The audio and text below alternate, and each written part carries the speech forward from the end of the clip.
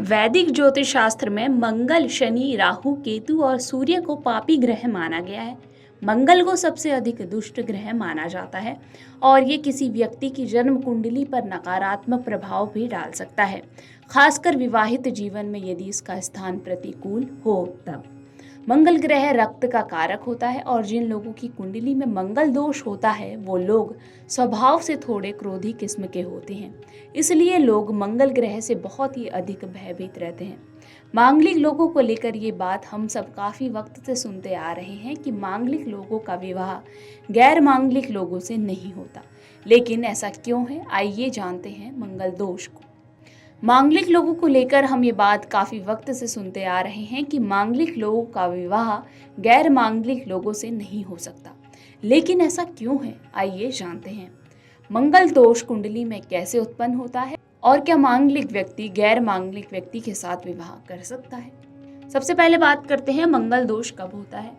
जब मंगल ग्रह किसी जातक की कुंडली के पहले, दूसरे, चौथे, सातवें, आठवें या फिर 12वें घर में स्थित होता है तो इसे मंगल दोष कहा जाता है। केवल लग्न कुंडली में ही नहीं बल्कि चंद्र कुंडली और शुक्र कुंडली में भी मंगल दोष की जांच करना महत्वपूर्ण है। यदि तीनों कुंडलियों में से किसी भी एक कुंडली में मंगल का प्रभाव नहीं पड़ रहा है तो उस व्यक्ति को मांगलिक नहीं माना जाएगा। मंगल दोष को कुज दोष और भौम दोष भी कहा जाता है और मंगल दोष वाले व्यक्ति को अक्सर मांगलिक कहा जाता है। अब जानते हैं कि क्या मंगल दोष बुरा होता है। ये समझना महत्वपूर्ण है कि मंगल दोष एक प्राकृतिक घटना है और कोई दंडनीय अपराध नहीं है। ये तब होता है जब कुंडली के पहले, दूसरे, चौथे, सातवें, आठवें या 12वें घर में मंगल स्थित होता है, जिसे मंगल दोष बनता है। इसलिए ये अनुमान लगाया जाता है कि तकरीबन 50 से 60% व्यक्तियों में मंगल दोष होता है। लेकिन इसका मतलब ये नहीं कि गैर मांगलिक व्यक्तियों से शादी करने से दूसरे व्यक्ति की मृत्यु हो जाएगी। यह एक गलतफहमी भी हो सकती है। किसी की कुंडली में मौजूद मंगल दोष की सीमा का निर्धारण करने के कई तरीके होते हैं। उसके आधार पर ही मंगल दोष की गणना की जाती है। तो आइए अब जानते हैं कि मंगल दोष वाले व्यक्ति का विवाह क्या गैर मांगलिक लोगों से हो सकता है।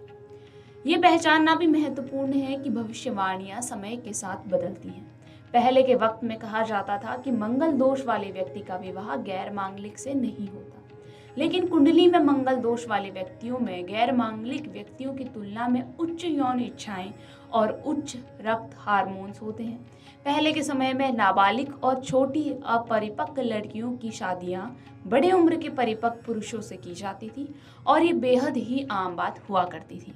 ऐसी स्थिति में जब मंगल दोष वाला व्यक्ति एक बड़ा आदमी गैर मांगलिक लड़की से शादी करता था, शारीरिक पहलू से उस लड़की को काफी कष्ट सहना पड़ता था, जिसके बाद कुछ स्थितियों में उसकी मृत्यु भी हो जाती थी। लेकिन अब स्थिति बदल चुकी है और अब लोग एक दूसरे के साथ दयालुता के साथ व्यवहार करते हैं। इसलिए हमें ये भी समझना होगा कि हर स्थिति में मंगल दोष वाले व्यक्ति का विवाह यदि गैर मांगलिक व्यक्ति से हो जाए तो उसकी मृत्यु नहीं होती। हालांकि मांगलिक दोष वाले व्यक्ति को विवाह से पूर्व अपनी कुंडली का मिलान अवश्य ही कर लेना चाहिए। आधुनिक समय में पुरुष भी 28 वर्ष की उम्र के बाद ही शादी करते हैं और कहा जाता है कि 28 वर्ष के बाद मंगल का प्रभाव बहुत ही कम हो जाता है। यदि आप मांगलिक या गैर मांगलिक व्यक्ति की कुंडली से संबंधित अधिक जानकारी प्राप्त करना चाहते हैं तो हमें कमेंट कर जरूर बताएं। धन्यवाद।